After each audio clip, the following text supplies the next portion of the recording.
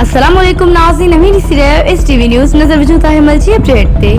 ख़बर शामिल करे रहे मीरपुर बठोरो का असांजी रिपोर्टर अली अकबर बखेरो जी रिपोर्ट। सिंधी अदबी संघ के अगोणे मरकज़ी सेक्रेटरी जनरल नामियारे अदीब गुलाम हुसैन रंगरेज़ जो चालीहो मीरपुर बठोरो में मनायो वियो। सिंध के अदबी लेखकन, सियासी समाजी अगवाणन ऐं मुख़्तलिफ़ मकतब फ़िकर जी शख्सियतन रंगरेज़ जी मज़ार ते हाज़िरी भरी गुलन जी चादर चाढ़ी। मीरपुर बठोरे के पब्लिक पार्क लग सिंधी अदबी संगत पारा मुनक़िद कयल चालीहे जी तकरीब दौरान मुख़्तलिफ़ अदीबन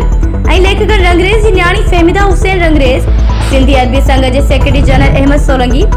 लेखक अनवर आज़ाद, जस्की मारिसर के चेयरमैन असलम खैरपुरी, लेखक ताज जोयो, जीए सिंध कौमी पार्टी के चेयरमैन